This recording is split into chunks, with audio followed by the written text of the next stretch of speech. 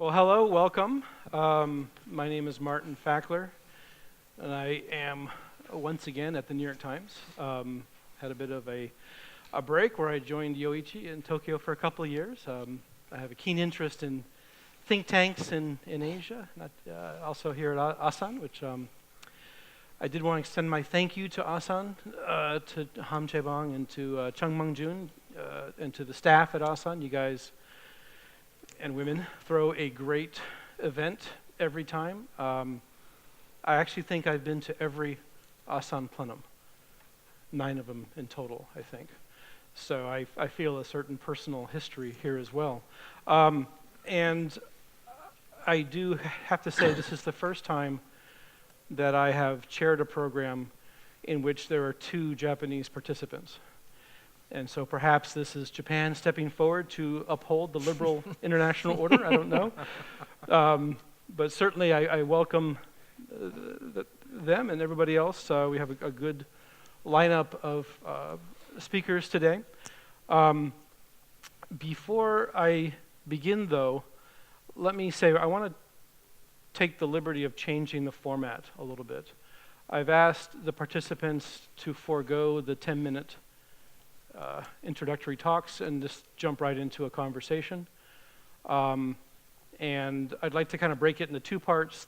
The second part will be about the Trump-Kim summit and what's going on with North Korea.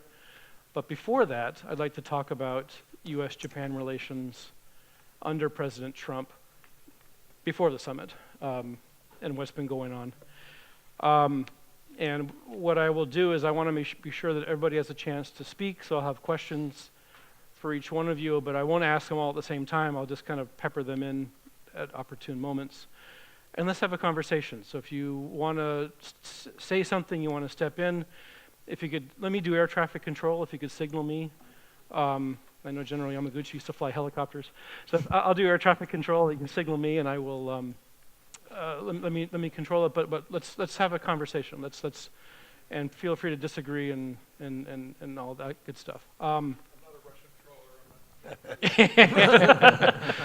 Yeah, well, and speaking of Chris Nelson, I'd like to also have a chance to open the floor as well. So I want to have save plenty of time because we have a number of people I see sitting in the audience who are more qualified than I am to be here. So I want to be sure that you all have a chance to speak as well.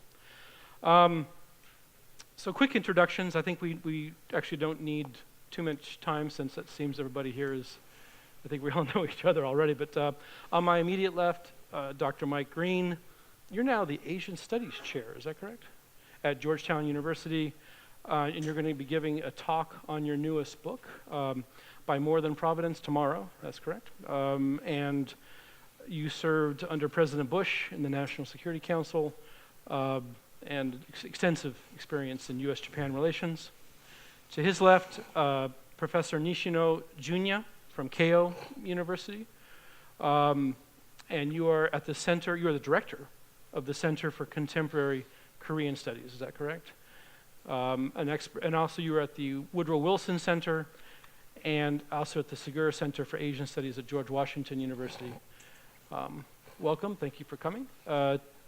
To his left, Professor Park Chol-hee, who is Dean and Professor at the Graduate School of International Studies at Seoul National University, an expert on Korean-Japanese relations, as well as US, the whole triangle, right? US-Korea, US-Japan. So I look forward to hearing your thoughts. To his left, T.J. Pempel, professor of political science at UC Berkeley, has taught at a number of top universities in the US over the years, non-resident fellow at the German Marshall Fund. Your books include Remapping East Asia, as well as a number of other. I think you had 3 produced by Cornell Press alone, if I'm not mistaken. Five books, wow. And then last but not least, to his left, General Yamaguchi Noboru, was the Lieutenant General with the Japan Ground Self-Defense Force, and now a professor at the International University of Japan. You're a senior defense attaché at the Japanese Embassy in the United States, so you certainly know about this relationship as well. And as I recall from our conversations, were you a helicopter pilot? Yes. Or right? Was that Right. with the Hueys? With the I used to fly Huey, Huey and Cobra and Little Bird. I loved Little Bird a lot. so a Huey Cobra pilot as well. Awesome. That's great. So welcome everyone. Well, let me get started. I'm going to hope, Mike, you don't mind if I throw the first question your way. And like I said, let's just start talking. You don't need to wait for me to ask questions. Again, putting aside the Trump-Kim summit for a moment, I'd like to ask about U.S.-Japan relations during the Trump administration, also the Abe administration. We have in Abe Shinzo a Japanese prime minister who's put a lot of effort and personal capital into building a personal relationship with the U.S. president. The visit to Trump Tower after the election, they play golf together now on both sides of the Pacific. A very simple question, has it paid off? Does the relationship between them matter, and has it had dividends? I wonder what your views are on that. Well, one way to answer that may be in a few months if we find there's somebody who's not Abe Shinzo as Prime Minister of Japan, and when he or she tries to establish a personal relationship with Donald Trump, to see how that goes. Because my guess is, we can talk about Abe Shinzo's political longevity, I think it's about 50-50 that he's up for a third term and Prime Minister for a couple of years. But I suspect that any of the people who are talked about as his replacement would not have the same relationship with Donald Trump, and I think for Japan that would be a tougher situation.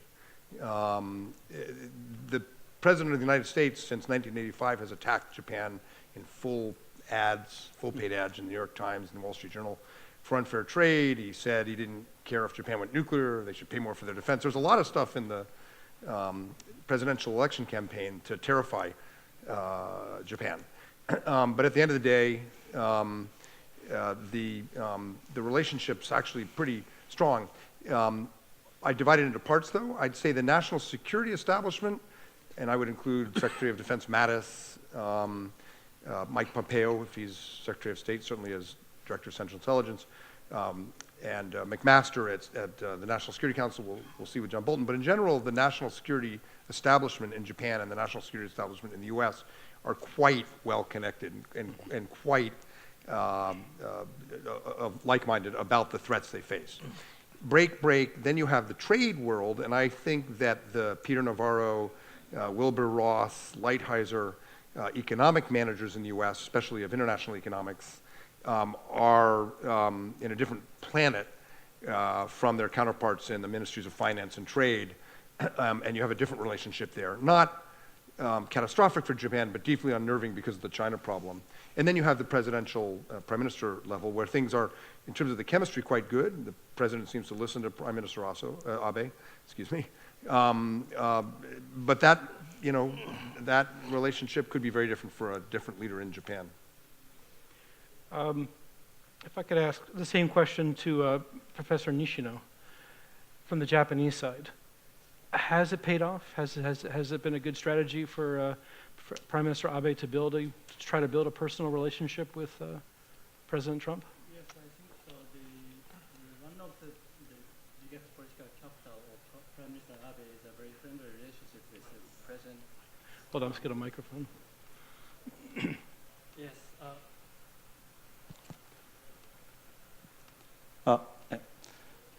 One of the biggest political capital of the Prime Minister Abe is a very friendly relationship with President Trump.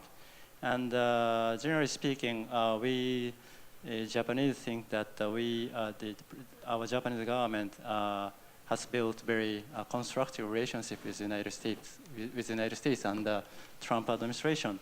But recently, two factors slightly negatively affected our bilateral relationship with the United States. One is obviously the Trump's surprising acceptance of the summit meeting with Kim Jong-un, and another is Trump's very severe view on the trade deficit with relationship with Japan.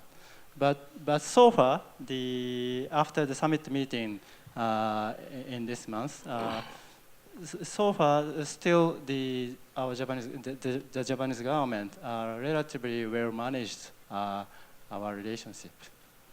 I wanted to ask you a follow-up question, Professor Nishino. The president, we talk about personal relationships. The president has spoken a lot on social media and elsewhere about his friendship and personal affection for the leader of China, Xi Jinping. And I haven't done a count of instances where he's mentioned various leaders, but my subjective sense is he speaks a lot more about Xi Jinping than Abe Shinzo. Is this a problem?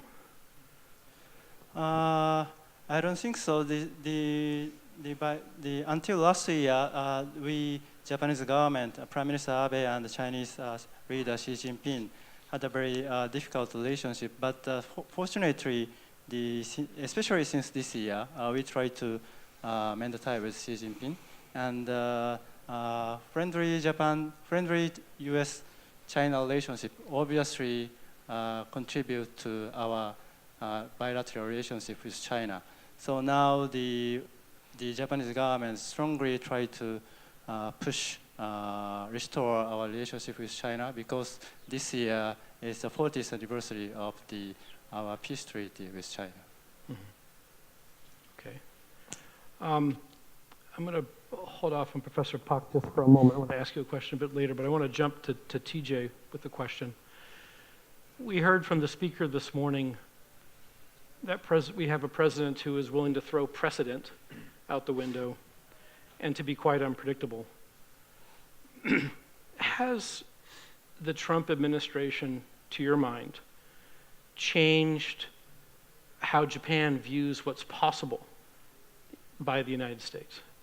In other words, has what previously may have been unthinkable become thinkable?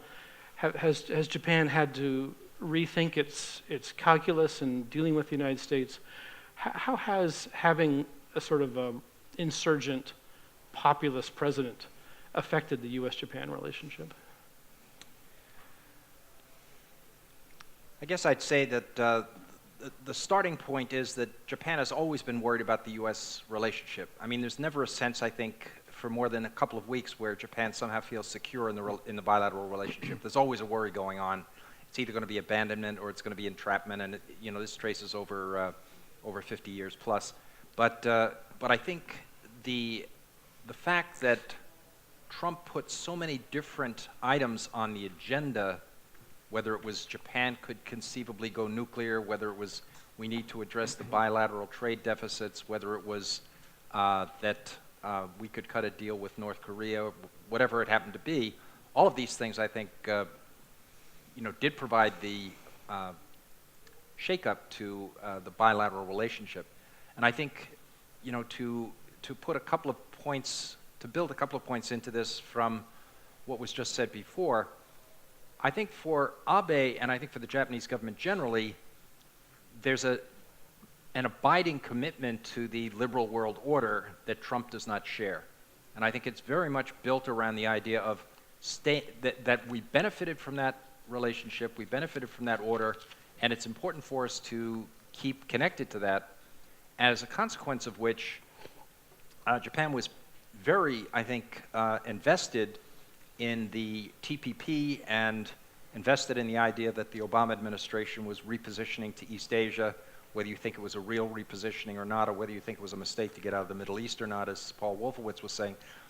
The reality is, I think from the Japanese standpoint, that looked like a win-win situation. And I think Japan's decision to go along with Australia in pushing the TPP 11 represents a serious commitment to the idea of the pre-existing liberal order that Trump has not been prepared to commit to.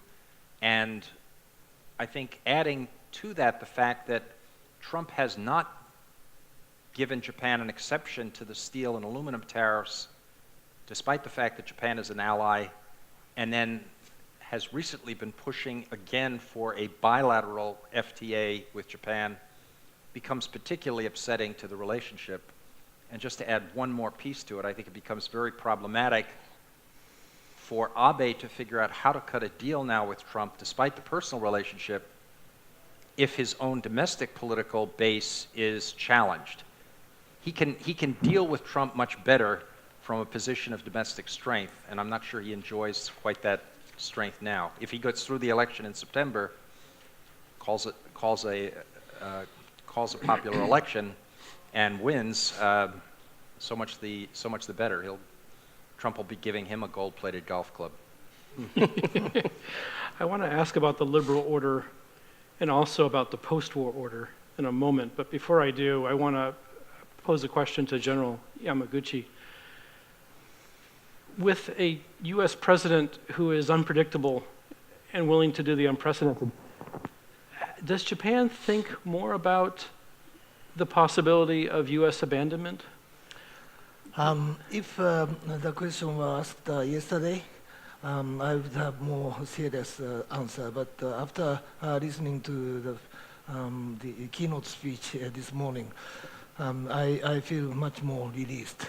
After for Japan and other allies, after trying to avoid being disrupted, we will see a better future.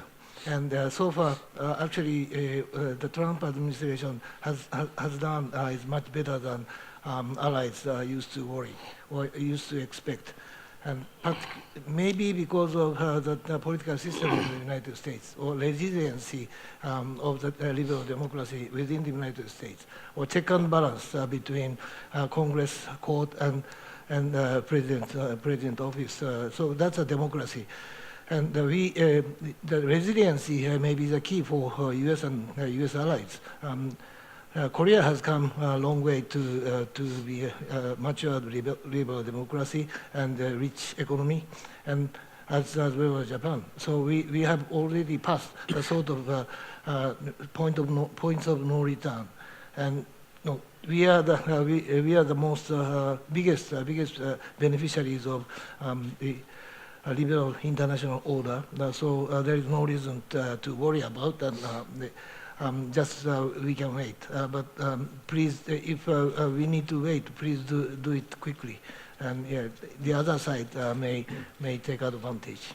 So it sounds like you've been reassured Yeah, quite. by the durability of the relationship despite... Ironically. How about someone else? Do you think that has the Trump administration changed Japanese thinking or made folks in Tokyo think about things that they didn't have to think before? Japan having to have a more independent military capability, more independent foreign policy, or has this been at the end of the day, does Japan feel reassured with that the alliance has endured an unpredictable U.S. president?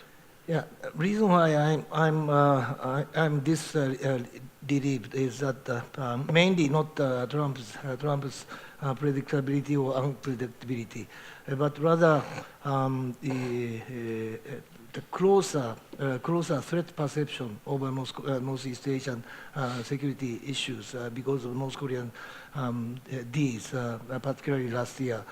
The threat perception of Japan and that of Korea and that of the United States and that of China are much closer than it used to be before, maybe three years before. That means policy priority among us may get closer. So that's why I'm much more relaxed. I mean, just for historical comparison, is Donald Trump more disruptive than Richard Nixon was when he embargoed soybeans, the Nixon shocks to China, and then the appreciation of the yen, or taking the dollar off the gold standard and so forth? I mean, those were much bigger shocks than what Donald Trump has done. Or is Donald Trump more disruptive than Jimmy Carter promising to pull U.S. troops off the Korean Peninsula? I would answer no. I would say those two were far more shocking for Japan. On the other hand, Japan faces a much more dangerous neighborhood today. Right. And so even small, shifts in the American commitment can be significantly more troubling than they were in 1972 or in 1978. So in that sense, yeah, it probably is unleashing thoughts. But what are Japan's options? Is India going to replace the U.S.? Are nuclear weapons an option? I mean, there are no good options. Right. And as I said earlier, I think the national security establishments are actually quite close. And I don't want this to sound partisan. I'd say on the trade side, the Japanese government broadly is quite unhappy with the Trump administration, very unhappy. But on the defense side, there's actually a lot of alignment with people like Mattis on the importance of alliances. And the free and open Indo-Pacific strategy, the national security strategy put out by the Trump administration, was literally taken from Japanese policy planning documents. So it's a mixed picture. And in historical perspective, not the worst, but still coming at a time when Japan doesn't need this. Do you think the alliance has shown a resilience? Is this a test in a sense, and has it passed the test? I mean, what do you think is so far? We're a year and a half into this. But. You know, as the professor in me wants to say there's structure and there's agency, and the agency right now in the form of Donald Trump is pretty unpredictable. But in terms of structure, Chris, Nelson, Danny, and others can speak to this. I don't think there's ever been more bipartisanship in the U.S. Congress around the U.S.-Japan alliance than there is today, or public opinion in the U.S., or governors. And it's maybe a little hard to see in Seoul or in Canberra, but the depth and breadth of trust in Japan and the U.S. Beyond the president himself is unprecedented. I'd like to ask a question about, and I do want to open to the floor, about the U.S. commitment in the region, and I'll ask this question to Professor Pak. During the Obama administration, I remember the U.S. making efforts to push South Korea and Japan closer together and to work out differences. And I remember in particular there were times when it seemed to me the U.S. was trying to, shall we say, temper the views of the Japanese Prime Minister on certain issues, historical issues. And one of the results was this, the Comfort Woman deal, perhaps, with Park Geun-hye and Prime Minister Abe. Is there a change now? U.S. level of interest in what's going on with the alliances and between its partners, engagement in the region? What's the view from Seoul of the U.S.-Japan alliance and the U.S. role? Before I broadly. answer your question, I want let me comment on the previous questions about Trump-Abe relationship. From the Korean perspective, we might be a little bit jealous, even jealous about the kind of very strong personal relationship between Abe Shinzo and Trump. And he played golf 3 times at least, 27 holes in the beginning, 9 holes in the next, and previously 18 holes. And then this time, even though Abe was reluctant to play golf, the Trump insisted and played golf, spending time together. So it's a kind of a very good personal relationship is there. But and at the same time, Trump is buying the conception of Indo-Pacific strategy that Abe advocated for a long time. So in that sense, they have some kind of commonality in sharing the realist strategy in dealing with the whole region. But that does not necessarily mean that their relationships are perfect. If you go into the details, all the devils are in the details, and then they have some disagreement. As for the bilateral trade relationship, trade issues, Japan has been hit by Trump's protectionist tactics. And then as for the TPP, that Abe is really believing in, that Trump is against it, he's out. So as for in dealing with North Korea, Abe is very cool, but the Trump is trying to jumping on the kind of a Korean suggestion for dialogue. If you look at all those detailed relationships, actually, the relationships are not getting along that much perfectly. So that's my view about the kind of, and it depends on whether Abe can remain popular politically and survive in the next presidential election in September. As for the Korea-Japan relations, as you say, as Martin, you say that the Obama was very much instrumental.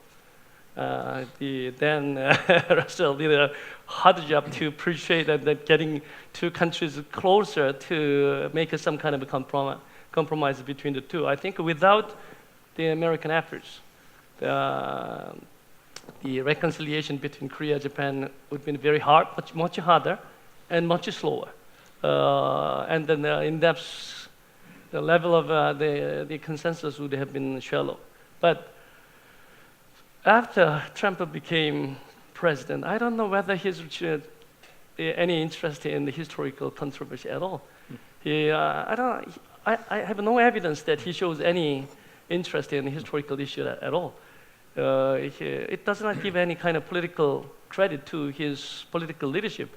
So, but one good thing is that we have a controversy between Korea and Japan, still controversy about comfort women issue, but still, because of the imminent and impending North Korean issue, it's up in the air. So possibly we can, it's just a bigger fire on in our foot, so we can neglect it for the moment. But after all those dust has settled down, possibly this issue may come back. But at the moment, we can disregard it for some moment. So that's my view. If this is a moment where the U.S. is perhaps not as intimately engaged in the region as it's been in the past, and where it sounds like the U.S.-Japan relationship is actually proving durable, right? Is this a moment, a chance for Japan to step forward? Is this a chance for Japan to play a bigger role in the region, to pick up some of the slack or to fill some of the space if the U.S. is preoccupied elsewhere? Is this a chance for Japan? Mike knows better, but the Japan Foundation established the Center for Global Partnership in the early 1990s. I think a global partnership is coming at this stage, not in that period. The global partnership was a much more rhetoric in the beginning when they established the Center for Global Partnership, but that was a kind of ideal. But I think Japan and the United States is trying to develop true, substantial global partnership at this stage, at this moment. So in that sense, it's kind of good. And then I think U.S.-Japan relationship is good for South Korea as well in confronting many things. But in that, I talk to my students that in the past, the Japan's role in this region was, as Yamaguchi Takashi says, it was a supporter rather than a partner. Now it's changing from a supporter to partner, truly. In that sense, the Japan's role has been upgraded and then playing a substantial role, especially in confronting the rise of China and handling provocative North Korea. So Japan is playing a very good role. But one caveat, a footnote I wanted to add up is that Japan is too much anti-China, and then they wanted to see North Korea collapse. So that they wanted to see that, but I don't know whether that is a kind of that's not easy to do. Containing and then China is easy to say, but it's not so easy to do. Also, make North Korea collapse is easy to think, but it's easy to implement. So whether Japan can go beyond that strategy is a kind of challenge. I want to weave in a different point, which is the fact that I think one of the real problems for the Trump administration from the viewpoint of Japan or from the viewpoint of Asia generally is the fact that this seems to be an administration, at least particularly as it's manifested by the president himself, that has no conception of strategy. Issues are not linked one to the other. Everything's a transactional deal. Each and every meeting exists by itself, and I think this becomes particularly problematic with regard to the links between economics and security. I mean, I agree with Mike and others that the security relationship is very professional, probably will go along fine. I don't have any questions about that, but you know, for Abe, and I think for Japan generally, joining the TPP, for example, was a multifaceted decision. It had an economic component to it. It had a security component to it. It linked to at least checking some of China's potential for using its economic muscle across the region to shape the way the region played out. Japan's considering a kind of quadrilateral alternative to a foreign direct investment plan that would be something of a counterweight to the Belt Road Initiative, et cetera. And I think there's a lot more linkage going on within the thinking about Japan than there is in the Trump administration. And so it's hard for me to see the link between Japan and Korea being a part of what's going on in the thinking in the current White House. Is a lack of strategy a source of unease in Japan, do you think, or is it an opportunity for Japan? If that's the reality in the White House, what does Japan do? Well, I mean, just to quickly get the discussion started on this, I mean, I think Japan, when Trump became president and decided that he would not move on the TPP and was pulling the U.S. out within 100 hours of being in office, I think Japan's first reaction, along with that of most of the other players, was, you know, that's the end of the ball game. But then Australia, Japan, New Zealand really took some initiative and put the TPP 11 back on the table. This looked to be a commitment to the broader global regional order, and you know, was an effort to salvage what could be out of the TPP and to link that economics and security. And my fear right now is that you know, with the Trump administration not excluding Japan from the steel and aluminum tariffs, and simultaneously pressing much harder now for the bilateral trade deal than I think was being pushed before, that this creates, I think, a lot more concern on the part of Japan, and I think it's going to make it, you know, that much more difficult for Japan to play that larger regional role, particularly if Abe's domestic credibility or domestic muscle goes down. Yeah, obviously, we are at the crisis. Crisis in Japanese, kiki. Kiki literally means danger and opportunity. The Chinese language is the same. So we are facing both, and they are not necessarily mutually excluding. We try to avoid the danger side and promote the opportunity side. In that sense, current sort of development over North Korea, thanks to Chinese, Americans, and South Koreans, is what I really appreciate. In the future, what we call now, one of the best news to me is we share the common goal of complete, verifiable, irreversible denuclearization of Korea, more strongly than ever. Chinese, Japanese, Koreans, and Americans. So I am so hopeful, and but still, I know it takes time. At some point of time, we need to work really hard, but maybe harder than others. In the long run, this is my personal opinion, but the Korean Peninsula should be united. To unite North Korea, Korean Peninsula, lot of economic endeavor should be made to accommodate North Koreans. And in case of in German case, 4 rich West Germans had to accommodate 1 relatively poor East Germans. But in case of Korean Peninsula, 2 rich South Koreans have to accommodate one basically no income person. That is a lot of task, a daunting task. And after unification, obviously China, Japan, and the US and Russia will benefit from the unified Korea. For that, we need to invest. We should be ready for that. And before that, even before that, Japan may have time to play important role. But I think now what Americans, Chinese, and South Koreans are doing are wonderful, and it's a step ahead. If way is long, why don't we step 1 inch? 2 people with income supporting 1 person with no income sounds like the Japanese pension crisis, but that's a separate issue. So that's why I tell my students my pension is on their shoulder. But since you've raised North Korea, let me ask the question, and if I could ask this of Mike.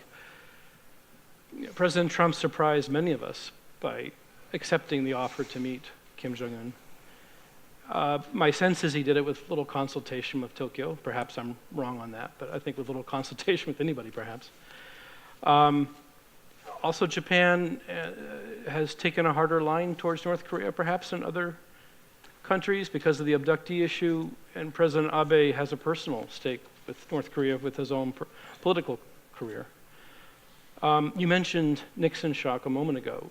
Is the decision to have this Trump-Kim summit, is this another Nixon Shock moment for Japan, do you think? Not necessarily, but potentially. I was actually in Tokyo having a meal with a member of the Japanese cabinet when they found out, someone in the national security space, about the Trump-Kim Jong-un summit, and it reminded me of when my son got caught with his hand in the cookie jar. This guy had a frozen smile on his face because he could not come out even in a small setting and say, Trump is bad for us. They're so invested in the relationship. And so clearly the Abe administration's decided to ride this one, ride this tiger and try to shape it, which is why the prime minister immediately wanted to come over and get into the president's head some thoughts about what could go wrong in this summit.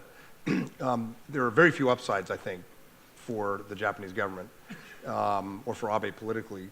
One upside, it's interesting, the poll that came out yesterday, the first series of polls since the Trump-Abe meeting, showed that a majority of Japanese think there's some prospect that this Kim-Trump summit could yield progress on the abductees, which was interesting. And the president, to his credit, did raise that, and that helped Abe politically. But the downside scenarios are numerous, far more numerous. I think the polls show the Japanese public and the Japanese government obviously is, pretty skeptical that Kim Jong-un is serious in any way. I think that's basically a coincidence, a convergence of views between the mainstream American and Japanese perspectives on what Kim Jong-il has promised to do. Everything Kim Jong-un has said he would do, no transfer, no first use. These are all things you say when you don't intend to give up your nuclear weapons. Right. These are, Article 6 of the NPT, global denuclearization. This is, in poker, it's beyond a tell. It's an obvious effort to get status as a nuclear weapon state, diffuse sanctions. I think the US government will continue sanctioning, but the Chinese, if there's a peace treaty being discussed, they're going to have their alibi. So at a minimum, I think from Japan's perspective, and I would personally agree with this, this is a skillful play by Kim Jong-un that will minimize or reduce the pressure on him. Politically, strategically too, for Abe, if there's a freeze for freeze, if the president comes out of this and says, we're not going to do exercises, we're going to freeze because North Korea's agreed to freeze testing, Abe's already been publicly very clear that that's bad for Japan, because we would be reducing our military exercises and deterrence, which is legal and necessary and legitimate, in order to get North Korea to stop testing missiles aimed at the US and leaving in place all the threats to Japan. So that'd be pretty bad. And the worst case scenario would be, if the president goes into this summit, comes out and says something vague about a peace treaty, did you know that the Korean War is not over? So who knew? A peace treaty in exchange for some kind of denuclearization, that's a string, that's a thread that Russia and China, that opponents of the US alliance in this country and some in Japan can keep pulling on to challenge, as one of the speakers, maybe it was Danny, said earlier, challenge THAAD deployments, challenge Futenma replacement in Okinawa, challenge exercises. I mean, it's a thread, it's a gift to anyone who opposes our alliances, especially US Korea, US Japan. And you can have no doubt that if we're talking about a peace treaty, the Chinese, the Russians, and opponents of the bases and the alliances in Japan and Korea are going to pull on that thread really hard. And if it unravels, that's existential for Japan. Very unlikely, but very hard to see the upside of this summit if you don't believe that Kim Jong-un's serious. And I think frankly, that's where I am. I think it's where a lot of Americans are, and I think that's pretty much where most Japanese observers are. And it puts Japan in a different place, frankly, from Korea in how this summit is being viewed. What are the possibilities of this summit driving a wedge between Japan and the US? I mean, for example, if Trump says, hey, we've convinced the North Koreans to give up ICBMs, America is safe. Would Japan say, hey, what about MRBMs? I mean, is there a possibility for a gap between Washington and Tokyo to come out of this? I think there's an enormous risk of a 24-hour news cycle disaster, where the president comes out and says, we're going to do a peace treaty. No president's been bold enough to do this in history. I'm going to do it. Or tweets. But I say 24 hours because I can't think of a single senior administration official who is less skeptical than the Japanese government about North Korea. Whether you love them or hate them or work with them or not, I could, Mattis, Bolton, Keio, Pence, line them up. It's pretty hard to find someone who's gonna believe Kim Jong-un. So Japan has a natural set of allies within the administration, The question is, if the president's really excited about this, will those guys, stand up to him? I think in the end there'll be an obstacle to implementing a peace treaty or implementing some of this. But just the signaling effect, if the president were to do something like what I said, would be pretty damaging. The thing about Donald Trump, though, is the next day he could talk to Abe Shinzo and say, oh, and by the way, you also have to get rid of MRBM and return the Japanese abductees. And so it's entirely possible these talks have just completely collapsed because the second and third day of tweeting, depending on who he's talking to, completely changed the terms. My guess would be that they will not collapse, that both Trump and Kim Jong-un have a reason to keep, and Moon Jae-in have a reason to keep them going. And it'll be a source of uncertainty for Abe, as long as he's there. Professor Nishino, how about your perspective? Yes. Are there risks here for the U.S.-Japan alliance? Yes, actually, I would say there are the growing concern in Japan. I would say 3 points. Number one, some observers have expressed concern that Japan might be left by the recent rapid move on the Korean Peninsula and by Trump's sudden acceptance of DPRK US summit meeting.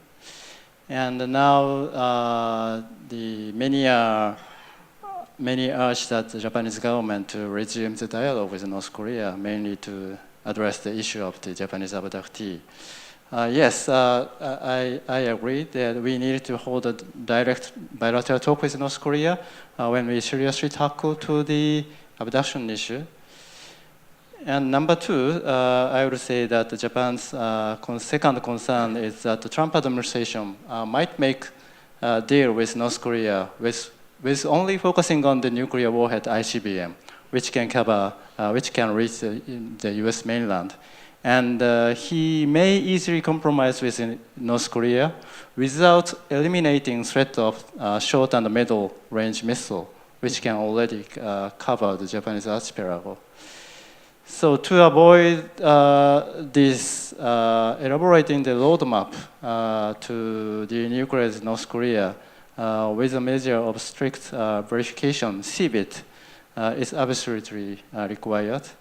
And in this regard, our challenge at this point is how can we closely work together among the US, ROK, and Japan in engaging North Korea while continuing maximum pressure campaign in the process of implementing the roadmap toward North Korean denuclearization. And finally, the third concern is that the progress of the US-DPRK bilateral relationship may weaken the US security commitment to Japan. For instance, by promising no fast use to North Korea or reducing the US presence on the Korean Peninsula as part of security guarantee to North Korea. Yes, I would say it's too early to foresee progress in the bilateral relationship between the US and the PRK, but we have to be well prepared for all the possibility. Are there good outcomes from the Trump summit for the US-Japan relationship? Is there a way for this to go in a good direction? You mean the result of the US DPRK summit meeting? If the result, for example, that we've expressed some concerns about the Trump-Kim summit. Mm-hmm.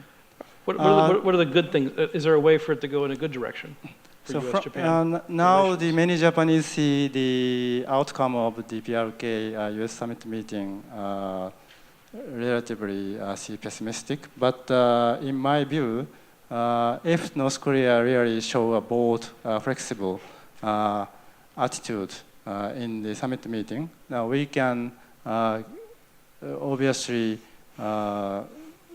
get some positive outcome, especially in easing tension on the Korean Peninsula. This obviously contributes to Japan's security. But in the long term, if this move result in the peace treaty or peace regime on the Korean Peninsula, now the Japanese security seriously affected by the peace regime, because now we have UN security, United Nations Command rear bases in Japan. We have 7 bases, And if peace treaty realized, this means that this may result in the dissolution of the United Nations Command. So this kind of the security rearrangement on the Korean Peninsula seriously give, in the short term, negative effect to Japanese security. TJ? I just want to disagree with that completely. I don't think there's a positive outcome from this Trump-Kim meeting at all. I don't see anything positive that could come out of it. Why not? Well, glad you asked. It's my job. Basically, I think the U.S. is going into this without a clear sense of what the North means by denuclearization. It doesn't mean, gee whiz, we're going to give this stuff up. You know, we just busted our butts for 50 years to get them, and now that we know that you're really sincere and you want to put a Trump Tower in Pyongyang, everything's cool. I just think that's ridiculous. The goal, as I see it, and I mean, I was long an advocate of engaging with the North, in the early days of the Bush administration, but right now they've got probably 20 functioning nuclear weapons, maybe more. Maybe they've got the capacity to miniaturize and put it on ICBMs. Certainly they're not more than a year or so away from that. I don't see what the U.S. gets out of this meeting. I see Trump giving Kim equal status. Kim sits down with Trump now in a way that has never happened before, and there's a potential for a peace treaty, which had always been the thing that would only be available if the North were making serious progress on denuclearization. And so I think that the real risk is that whatever comes out of this meeting is going to weaken relations between the United States and Japan, and that Trump is basically going to get sandbagged in this meeting. How would they weaken relations? What's the risk to the alliance that you see? The risk to the alliance is that whatever Trump agrees to is not going to lead to a serious diminution of the North's nuclear or missile capabilities. And that's what Japan wants. Japan would like, and I think South Korea would like, a serious pushback on the North Korean military capability. And I don't see anything in what the Kim regime has talked about as suggesting that they're prepared to give anything like that up. And so I don't see what the U.S. is going to get out of this deal in the long run. But I'll defer to comments from others who may see some happy General face on all Yamaguchi. of this. I First, want and to then make Mr. a Puck. sort of bureaucratic and maniac correction over Nishino-san's comments on UN command. Of course, there is a UN command. The UN command status of force agreement. 7 bases are legitimately used by UN member states like Thailand or New Zealand, Australia. They have right to access to Japan if their business is related to UN business. If that so far is gone, Thailand, Australia, New Zealand, all the friendly nations, there is no change at all for acceptance of those planes, and there may be no UN-related business based on the assumption which Nishino-san was talking about. So without UN status of force agreement, actually basically almost no change.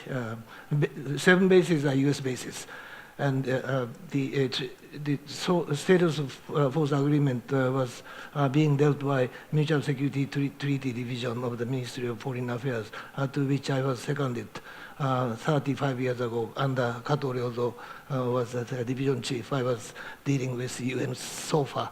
So that's why I wanted to make bureaucratic maniac correction. Can I ask you a non-bureaucratic question? Does Japan feel sidelined? Is this a Nixon shock moment for Japan, do you think? That's a really good question. On the other hand, the other side of the coin is Japanese are accustomed to being shocked by American policy vis-a-vis China. I'm not so worried about, but only concern is Nishino-san's second point. If North Korea can have a deal with the U.S., abandoning ICBM and ICBM loadable nuclear warheads, you are okay. You are nuclear weapon states. That is a nightmare, not only for physical threat to Japanese land, but also this may be a very, very big incentive for other countries to go into nuclear. If I have nuclear warhead and ICBM, I can deal with the United States as a total equal deal. Yeah. That is a nightmare. Yeah. Mr. Pak. Yeah, we don't have to be overly optimistic about the summit meetings, but we don't have to be too much pessimistic either. I don't like Trump's style of governing the country and then governing the world, but he changed the whole metrics of dealing with North Korea. As Dan is over there, I don't know, I can frankly say, but I don't like the strategy of strategic patience. Strategic patience is a strategic neglect or a non-strategic patience, doing nothing about North Korea. So in that sense, the Trump changed it, abdicated all the strategic negligence and strategic neglect, patience, and then trying to pressure North Korea to come out to the table. And then also, rather than leaving it to China, embraced China in joining, pressuring North Korea. That changed the whole metrics. So that, I think one of the reasons why North Korea is coming out to the negotiation table is that pressure really works. And then, interestingly enough, Trump's style works. Unpredictability is both a liability and asset, because he's so unpredictable. So North Korea come to believe that they might be hit by the United States if they do not behave themselves. So I think that's the kind of the reason why North Korea is reluctantly coming out to the table. So, but that does not give a kind of a positive guarantee about the outcome of the summit. But one good thing, we don't have to be too much pessimistic. I'm not optimistic either. But this time, summit meeting was suggested by North Korea first. Kim Jong-un will come to the south side of the DMZ by himself. And then he declared several principles a few days ago: no use of nuclear weapon, no further test, no transfer to other countries.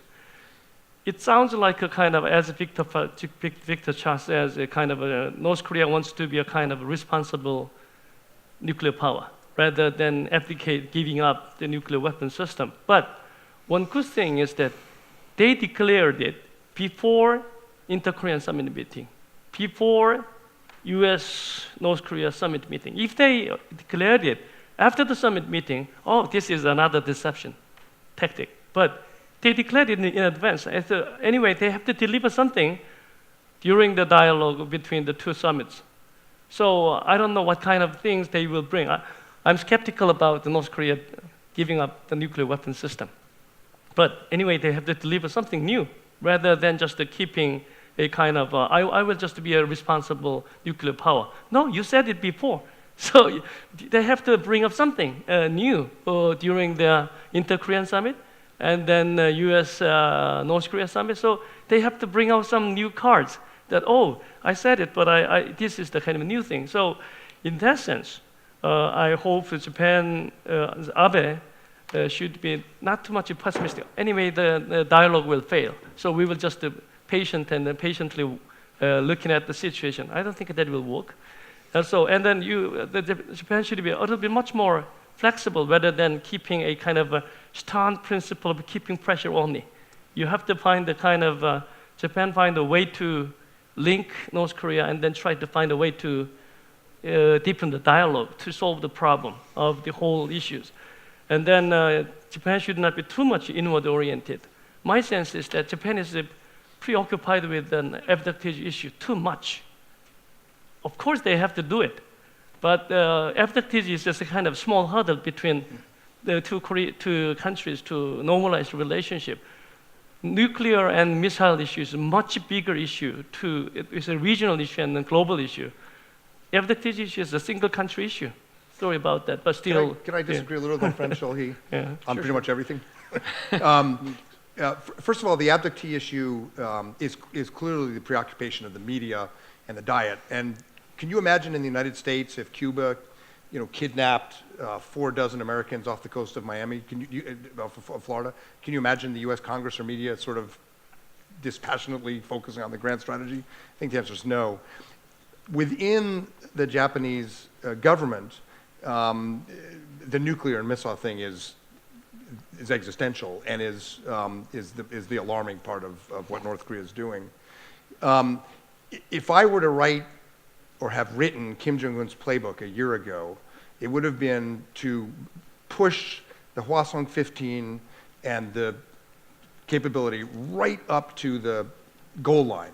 The CIA has said we think they're months away from having a warhead that can re-enter the atmosphere, but there's some analysts who think they're already there.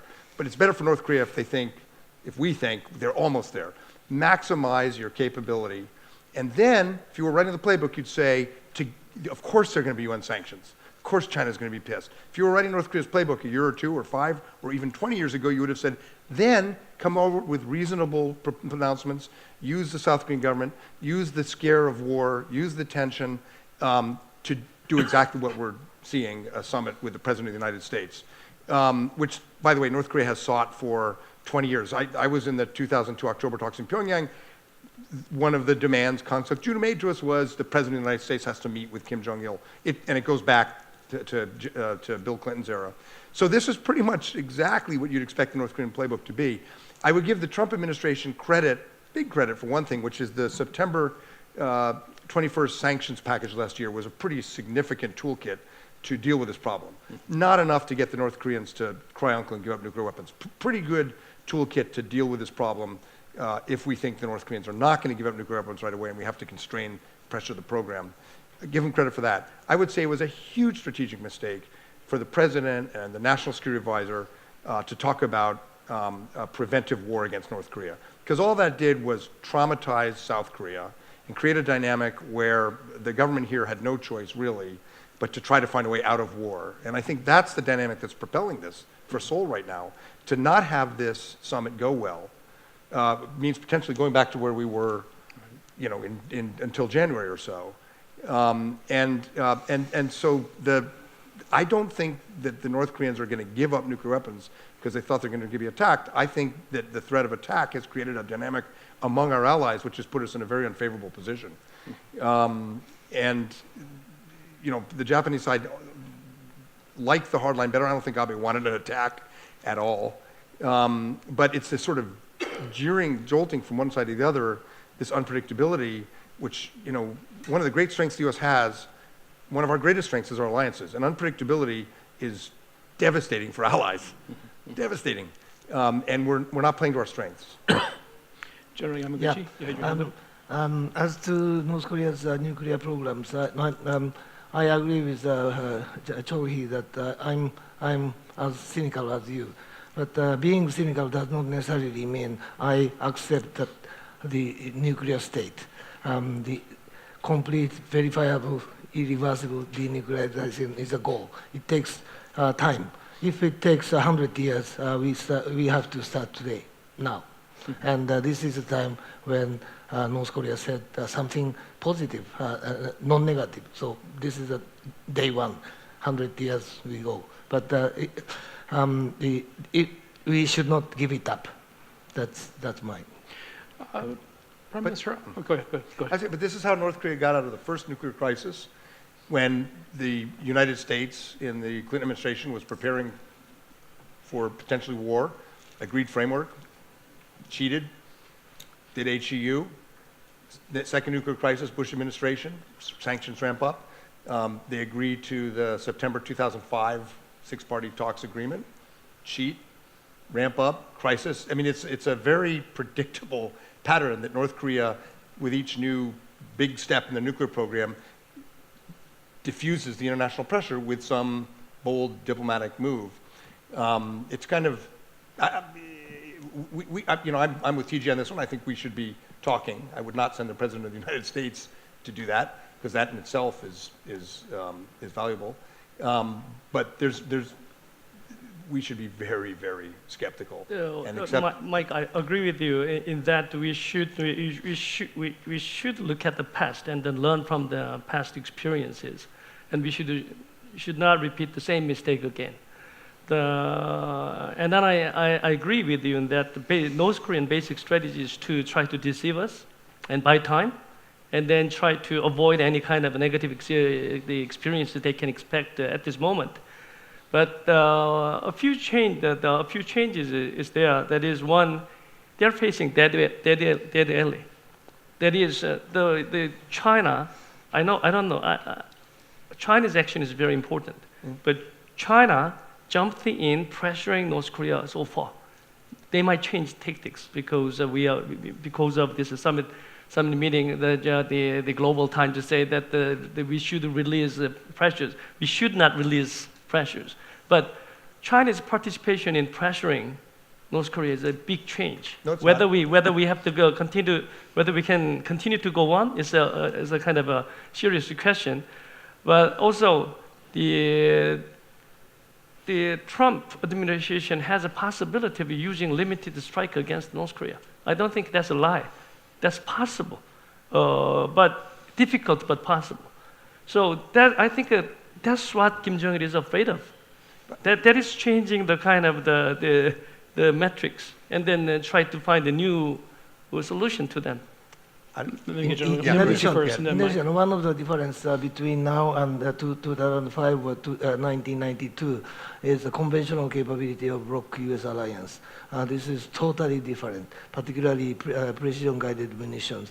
The quality and quantity, totally different. That may have affected the decision-making of North. I think, so in the 1994 North Korean nuclear crisis, China told North Korea it would abstain in the Security Council if the U.S. pushed forward sanctions for maritime interdiction. In 2003, the Chinese cut off fuel to North Korea and told the North Koreans, because this was in the context of Iraq, that if they didn't deal with the U.S., there would be calamity. Calamity would be brought to North Korea, and China couldn't stop it. So the quality, the nature may be a bit different, but there's just a cyclical nature to this that should make us very, very cynical. We should all think like Ronald Reagan: trust but verify. And the peace mechanism, if that's what the worry is, I think, if denuclearization of the Korean Peninsula and these other non-verifiable promises sound attractive, I don't think President Trump will give sanctions lifting. He'll give something that's equally sort of airy-fairy sounding, like a peace mechanism. But as Nishino Sensei pointed out, that's quite consequential for U.S. alliances in Asia. It's not a good trade, and I think that's why we have to just be extremely cynical and skeptical and careful about this and coordinate trilaterally, which is something we've lost a bit that we need to bring back. Yeah, from my perspective, the biggest difference between the now and the 1990s, yes, one is the China factor. By hosting the six-party talks, by stopping the inter-Korean economic cooperation, China's influence became really big for past 10 years. And another difference from my perspective is the existence of trilateral coordination among Japan and the US and Korea. In 1990s and early 2000s, we really enjoyed cross cooperation between the US, Japan, and ROK in dealing with North Korea under the name of pre-process.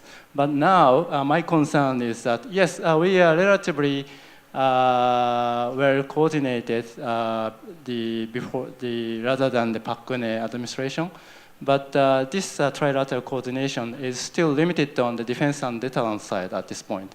Now we need more trilateral cooperation on engaged side in the process of the denuclearization, or implementing the agreement between the U.S. Inter-Korean Summit meeting and US DPRK Summit meeting. I'm going to use this as a chance to open the discussion to the floor. So I think, Chris, you were chomping at the bit there. Well, it wasn't jumping exactly, but on a couple of points, the notion of was bloody nose all Psy-War, were they really going to do it? DJ, I essentially think it was all Psy-War all along. Anyway, I'm here to tell you that unless they were really good actors, So, it was pretty damn close to a decision to do it. And that they were kind of talked out of it because everybody really made sure they understood what a really awful idea it was and how it would probably get a lot of people killed here, if not everybody killed here, et cetera. But the planning was really serious. It wasn't hypothetical. A senior State Department person in charge of this kind of thing told a friend, get your family out of Seoul, in a private conversation. So, that's taken Psy-War to a real limit if your friends are telling you better get the hell out of town. But anyway, something keeps coming up that I've been meaning to ask about. General Yamaguchi, it may have been when you were a young colonel, it may have been, you may have a guy I asked about 20 years ago, why would Japan want to get nukes? What would you want to do? And I think it was you, and I think your answer was, why would we want nukes? It would make us a first strike target. We wouldn't last, the first 15 minutes of a war. That was an interesting answer, and it wasn't the way I was looking at it. But this question of Japanese nukes sort of keeps coming up with, one of the risks of the mismanagement of these talks or whatever. So I'd be fascinated to have a little bit of talk about that. Really? Is it really a risky thing that Japan might consider it has to go nuclear? Or was if it wasn't Noboru, my friend 20 years ago saying, nah, we'd just be wiped out immediately. Let's talk about the Japanese nuke, because certainly that goes to the heart of Korean sense of how it's going to get along with Japan and what it has to be worried about and all that sort of thing. So That's a good question. Yeah. So will Japan go nuclear? Is it a possibility if you think out of a Trump-Kim summit, perhaps, or?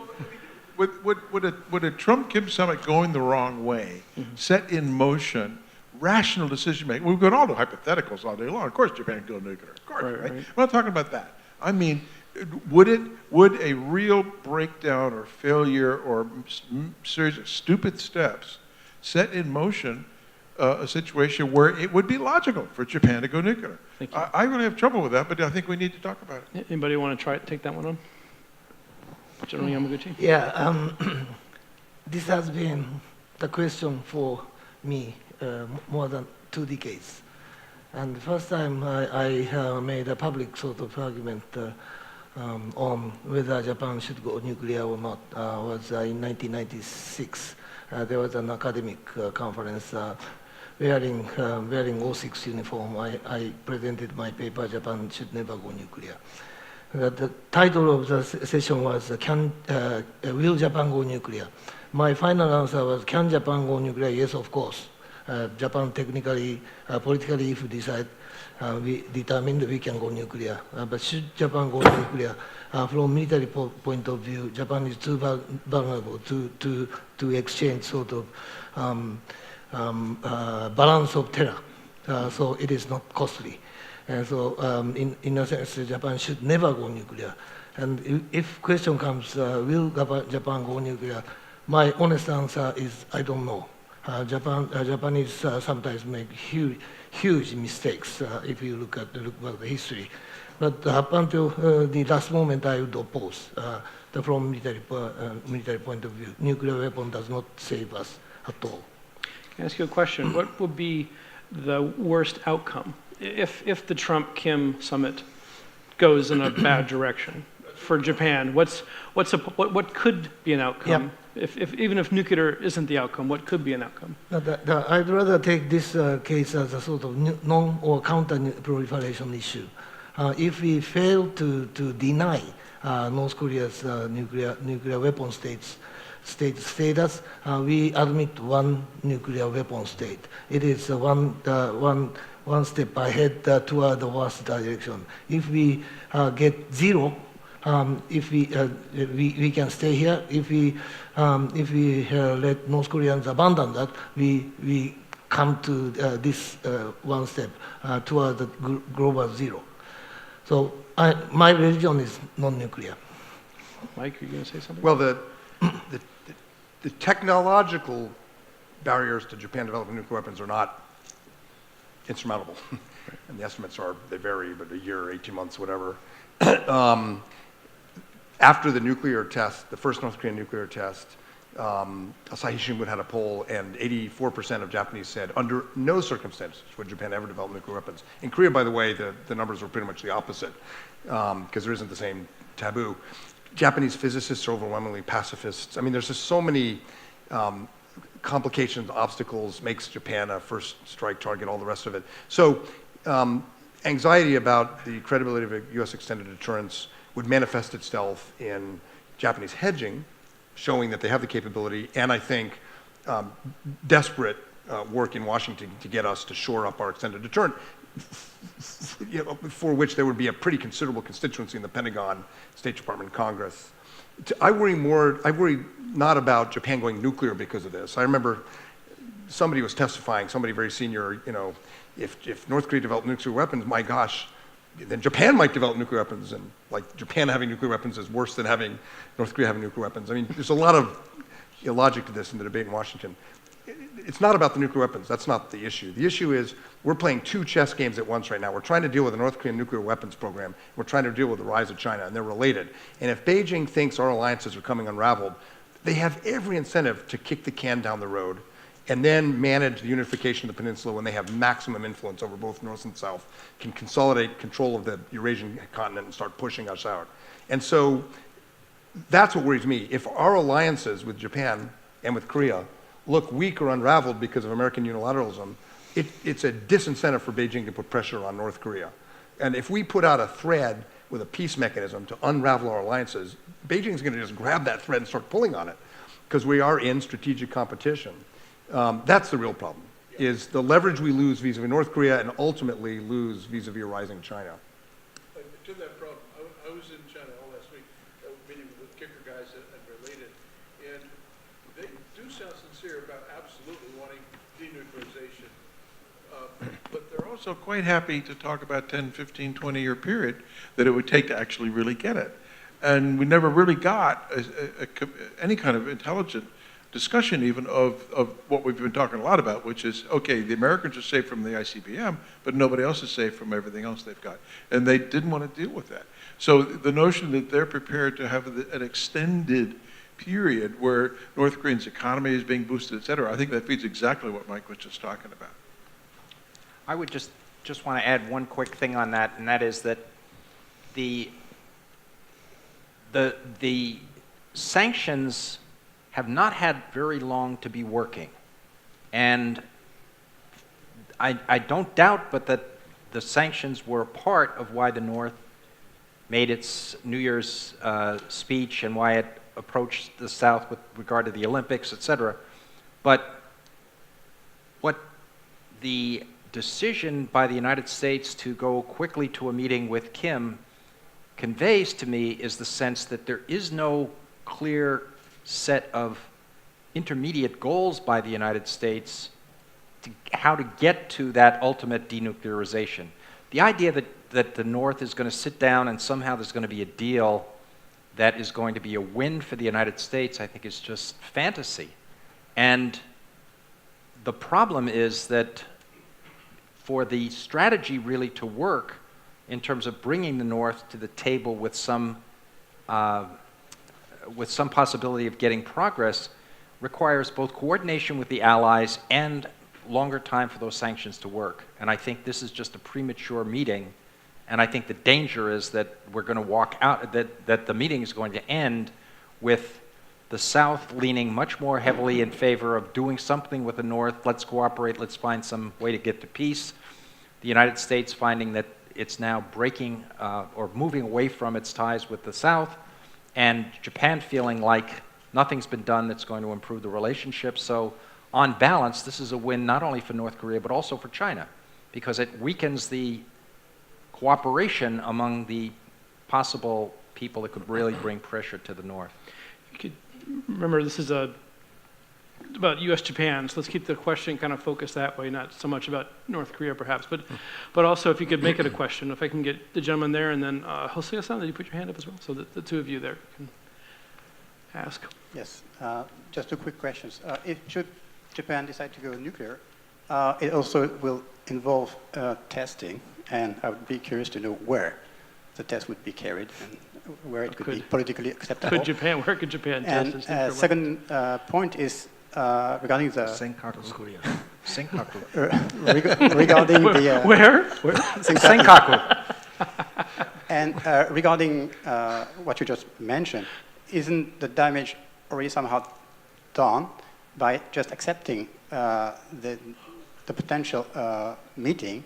Doesn't it somehow recognize Kim Jong-un as a non-radioactive interlocutor and as a head of state, regardless of nuclear or not? And didn't it put China back in the middle, forcing Xi to invite Kim Jong-un and offering him a lifeline? And so isn't the damage already done somehow? Let me get Hosea-san's question since the mic is over there. Thank you very much. Yu Cho-soya from Keio University. I have a question to Mike and TJ, particularly about American reaction to Prime Minister Abe's efforts to strengthen the US-Japan alliance. 1 year before, I had no serious doubts or concerns over the future of the US-Japan alliance because of the efforts which Prime Minister Abe has been making. But I think that in the last several months, I have seen some new emerging concerns among the Japanese officials and among security experts in Tokyo for some reasons. One reason is that perhaps at the degree of President Trump's unexpected nature is much bigger than we originally thought.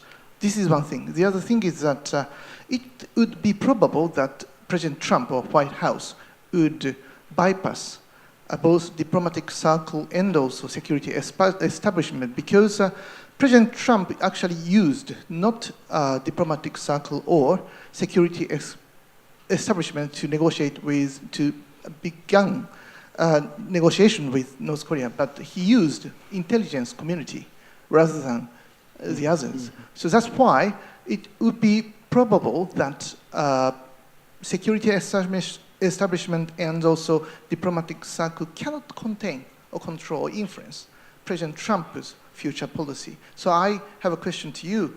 To what extent should we worry in Tokyo the future unexpected actions or moves of President Trump's ignoring security experts in Washington, D.C.? Mike, do you want to take Yuichi's question? Yeah, I think Jose Sensei, you're onto something. The Conte, the Prime Minister's office, Foreign Ministry, they were initially pleasantly surprised to find people like Jim Mattis and McMaster and Matt Pottinger at the NSC, and found they could get a lot done, and now there's suddenly a change. And on the steel and aluminum tariff exemption wasn't given to Japan. My understanding is that Secretary of Defense Mattis, and these 232 sanctions are based on national security, and my understanding is Secretary of Defense Mattis, he recommended that Japan is the #1 country that should be exempted for national security reasons and was completely ignored. So it's not just on the diplomacy side, it's also on the trade side. The national security community seems to not be able to influence the decisions, and the fact that the State Department is badly understaffed it adds to the frustration. Maybe that will change with Mike Pompeo. We'll have to see. All of that said, though, the anxiety level may be going up, but I think the reforms that Abe-san has made in defense policy in the alliance have a much broader constituency in the U.S. and Japan than just Shinzo Abe. I mean, frankly, it started when Danny was in the job, when I was in the job. I mean, it has momentum, it has roots, the collective self-defense, changing the interpretation of the Constitution. People under, the TPJ government tried to do that and almost succeeded. If Abe-san doesn't run for third term, and if you have Ishiba or Kishida or Kono, any one of the possible successors, they may change the Article 9 revision goal, but they're not going to reverse or roll back the alliance coordination mechanism, the new collective self-defense, all of which is really a historic change in the US-Japan alliance, where Japan is now doubling down on the alliance and betting on the US and agreeing to joint planning and a lot of things that 20, 30 years ago would have been too scary. It would have raised fear of entrapment. So it's understandable that having doubled down and made this bet on the US-Japan alliance because of the threats in the neighborhood, that people would be anxious that they don't have buttons to push in Washington. And it should concern the US, and it should concern Mike Pompeo if he goes in as Secretary of State. It should be a real concern. And it should concern John Bolton. I don't know if it does in John Bolton's case, but it's a problem because Japan has doubled down, and it goes back to the point I made to Chris that the credibility of our alliance is an asset for the US and for Japan, and we want to demonstrate to potential foes that we're ready and that we are making the right moves together. And I think Just the other, oh, I'm sorry, go ahead, sir. Go ahead. Yep. Just as to okay. nuclear test. Theoretically speaking, if you design the nuclear weapons from the beginning, from the scratch, you don't have to test. You have computer simulation. If you have to verify the existing nuclear warhead, you may have to test to make sure that those weapons, 20, 30-year-old weapon works. But if you create nuclear weapons, you don't have to test. I would just want to add something to what Mike said, and I think it's an important distinction, and that is, there's no question but that Japan has made real progress in terms of cooperating with the United States on military. Is that me or? There's no question but that the military side of the alliance has been bolstered. Japan has made a lot of moves in that direction. I think a lot of credit goes to the American side for working with their Japanese counterparts on this. I don't have any doubts about that. But the problem, as I see it with regard to the alliance, is that there's an important economic and soft power dimension to everything that's going on in East Asia these days. And if, as seems to be happening, the United States decimates the State Department, for example, eliminates top diplomats, doesn't even have an ambassador to Korea, et cetera, the risk is that you're left with the one tool in the toolbox, which is the Seventh Fleet. And the risk there is that an awful lot of Asia is moving forward on economic connections that, if the United States is not prepared to enter that, runs the risk of weakening its ties economically with Japan, with South Korea, and with Southeast Asia. So, I mean, I'm going to restate what I think is very obvious, but I mean, there was a long period of time when the US-Japan relationship and the US strategies in East Asia had economics and security operating in tandem. And, the United States and its allies traded with one another. Nobody traded with China or Vietnam or with North Korea, et cetera. That's changed. And with China now having opened up, changed its markets, et cetera, Japan, South Korea, virtually every country in Southeast Asia has China as its major export market. That gives China a great deal of economic leverage. We're seeing it played out in the Belt and Road Initiative, et cetera. And that's not a level of power and influence that can be seriously countered by simply running the Seventh Fleet up and down and doing FONs. So my worry is that if the United States is not paying serious attention to its diplomatic side, its economic side, the kinds of soft power that go all the way back to the Fulbright program of bringing Asians to study in the U.S., et cetera, that just undercuts what for 60 years has been a big part of the overall American presence in the region. Just a quick question. I'll go back to the kind of the original theme of the whole forum. and then our theme, US-Japan alliance. If you read the Asan Institute's report about illiberal international order, illiberal international order does not mean that the illiberal international order substituted the liberal international order.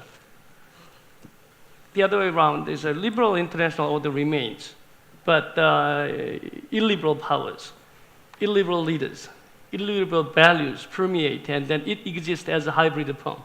So that's the illiberal order. Then what is the kind of function of this, the alliance? I think if we just kind of divided the countries in this region, the US, Japan, Korea is a liberal power, and then Japan, the China, and North Korea is a liberal power. Well, the North Korea should be a mostly liberal power in the region. One of the strengths of this US-Japan alliance, or including Korea, is defending liberal international order from the challenge from the illiberal powers. I think we have to continue to do the job very neatly, very skillfully, under good coordination. But on the other hand, one of the weak points of this US-Japan alliance, Korea may be included, is that how to transform illiberal powers to liberal powers. That was the kind of American dream in the past, which is Trump is forgetting. So it's China. Okay, we can contain them. We can just pressure them, but that's not enough. How to make China a much more liberal country than now? How to make North Korea the less provocative, less dangerous, less exceptional country, and bring them to our regional order? That's the kind of game we have to play. So containment strategy, like Cold-style containment strategy and pressure tactic, that does not work. We have to have it, but we have to combine it with a much more transformative leadership on the strong belief about our liberal system. I think that should be the kind of, I think in that sense, Korea is trying very hard. Jammed between the two powers. A shrimp between whales, right? Sensei's point about the intelligence community as opposed to diplomatic community. But it's not a secret that U.S. intelligence community has enjoyed the very, very close relations with Tokyo and Seoul. Not only intelligence community, but political community. And also, now we are lucky enough to have Pempel as a Secretary of State, who has both background of covert information and overt information. So again, I may be too optimistic, but I'm not too much worried about the decision. Getting to the end of the session, I wanted to bring us back to the question that Professor Pak raised, which is the point of the entire plenum. The US-Japan alliance, does it have a role in upholding the liberal international order? Does somebody want to take on that big one? It's quite a big question, but it'd be a nice way maybe to wrap this up. Well, Japan is the second largest contributor after the United States to all the institutions that prop up the international liberal order, the Bretton Woods system, the World Bank, the IMF, the UN. It's not as a percentage as much as it was 15 years ago, but Japan is still the second largest contributor to all of those institutions, co-equal contributor with us in the ADB. So the answer is yes, Japan is literally paying for the liberal world order. And I think Japanese foreign policy has increasingly become more active, flawed in many respects, especially I think vis-a-vis relations with Korea, but more active in upholding these norms, whether it's in multilateral settings in Asia, or on a global basis. So the answer, and then of course, Japan is the basis for our forward, the major source of our forward military presence in the region. So it's indispensable.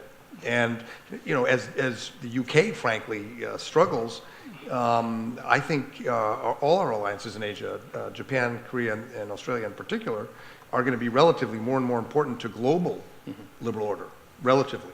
As our transatlantic relations and our British friends struggle a bit. Thank you. TJ, we've got 30 seconds left or so. Can you finish us up? I would just say that the biggest danger to the global liberal order in terms of the US-Japan relationship is not Japan, but the United States. The problem is that the United States is opting out of support for the IMF, WTO. It's opting out of multilateral free trade agreements. It opted out of the TPP. Japan's prepared to go ahead with all of these things, security plus economics plus soft power, et cetera. And it's the United States that's the biggest threat to that continued cooperation on the A threat of global being liberal pummeled order. by the Asan staff. Can Japan fill the gap? Can Japan lift its No. game? No? No, I mean, 10-second the answer? TPP was 40% of the world GDP. The current arrangements are, below 30%. I mean, it's significant. It's a holding action, but, if the United States stays out of that game for a sustained period of time, I'm not sure that Japan, Australia, and whatever remains of the EU is going to somehow sustain an order that is going to be compelling to pull the United States back in and influence other countries. Thank you. Japan is buying us time, at least Yeah, a little bit of time if we get our act together. I agree with TJ in that the wild card is Trump. But I don't think President Trump is stupid. We shouldn't think that Kim Jong-il is stupid. He's very smart. And then Trump is very smart. I think many of you read the David Brooks column that the failure of anti-Trumpism, which actually, but I know the weak point of Trump, but I want him to behave himself, act more predictably and then much more reliably. Okay. And then talk to professionals like Michael Green. A little bit more. Hope is not a policy. Well, on that hopeful note, thank you all for attending, and thank you all for sharing your wisdom and your experience and your thoughts. I appreciate it. And let's give a hand to our panelists.